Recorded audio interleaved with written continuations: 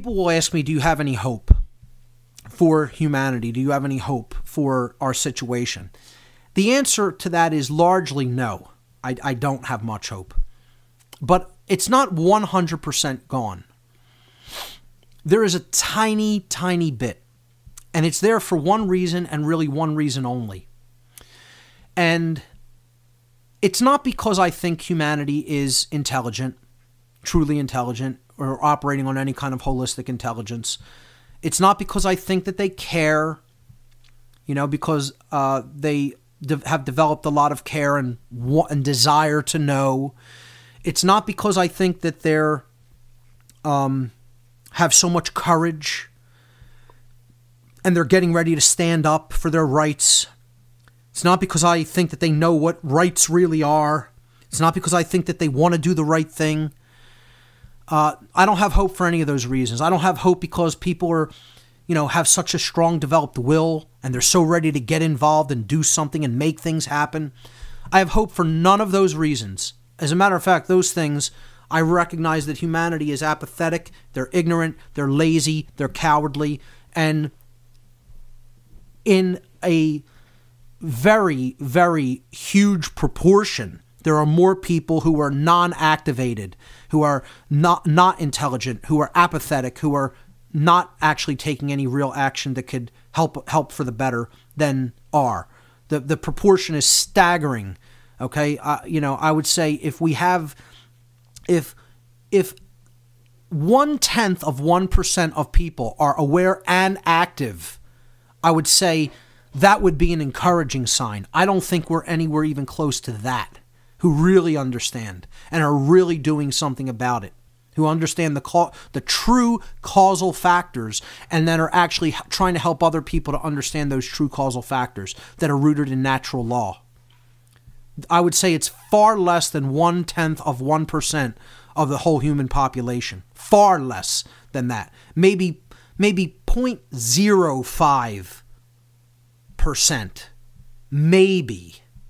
I'm being exceedingly generous, I think. So, with that having been said, then people will say, well, why do you have any hope at all? And the graphics that I'm going to post with the podcast, I'm only going to post 4 of them today. And the 4th image is the reason that I have any hope at all. It's a chart that shows the gun ownership rate in the world.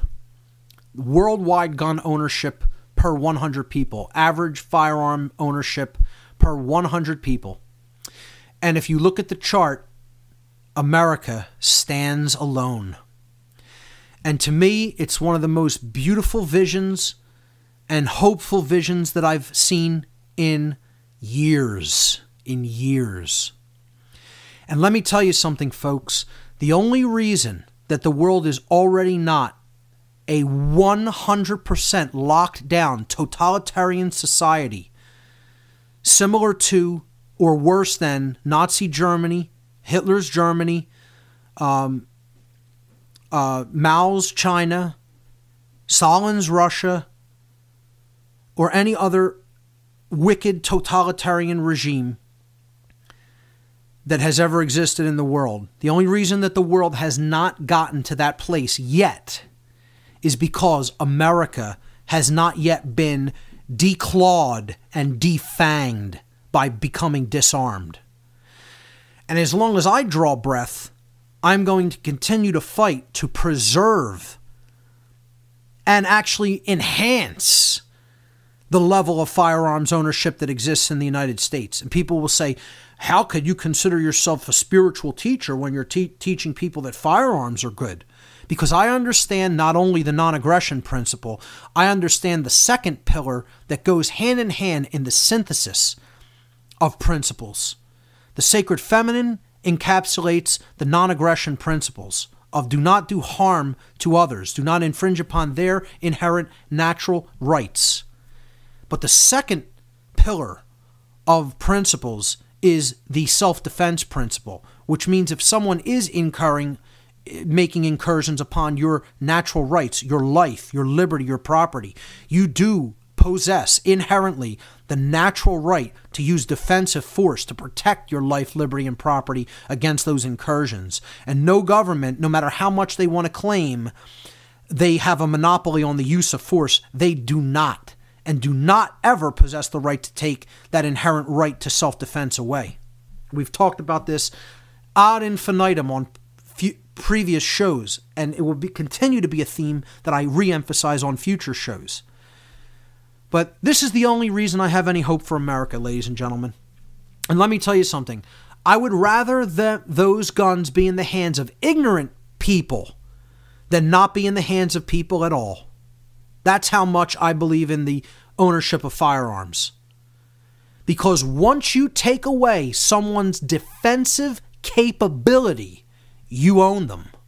You own them. You could do what you want with them. And that's why the government is making these intrusions. As soon as a government even starts trying to take away the citizens' protection against encroachment of tyranny, as soon as they try to take away that capability or start making inroads on taking away that capability in any way, in any form, those are the conditions that are ripe for tyranny. And you can guarantee they're getting ready to go hot with that tyranny. And this is what's happening in the United States today. And we have people nitpicking on researchers, on different researchers, still talking about, is the Federal Reserve private, or how much of our tax money gets paid to them, or word etymologies or meanings of symbols, when they're trying to take the firearms from the citizenry of America. This is happening now because they're trying to declaw and defang the last line of defense against tyranny. And people will say, oh, well, we could never fight back against this government anyway, even if they did go hot with tyranny. You don't think so? I beg to differ. And I'm telling you, the American military and whatever other paramilitary police forces they have in third world countries can't deal with that resistance. You don't think that angry American resistors can get the job done and put down a tyrannical regime quickly? Well, I would suggest that you're a little too brainwashed by the mass media and what, the power that you think this government really does have. I don't care what kind of advanced weaponry they have. Good luck that's going to do against 80 million gun owners. Good luck with that. Wouldn't want to be on that side. Won't want to be on that side of that war. Not saying that this might not, if it goes hot, if the tyranny goes hot and then a revolution has to go hot to suppress the tyranny, I'm not telling you there aren't going to be enormous casualties on both sides. But I'm telling you, I wouldn't want to be on the side of the people who try it here.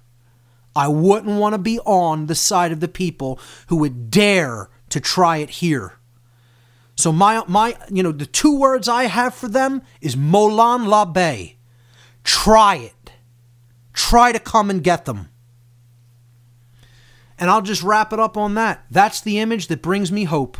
I look at that image every day because it's the only thing anymore that puts a smile on my face. And I hope people understand what I'm saying when I say that.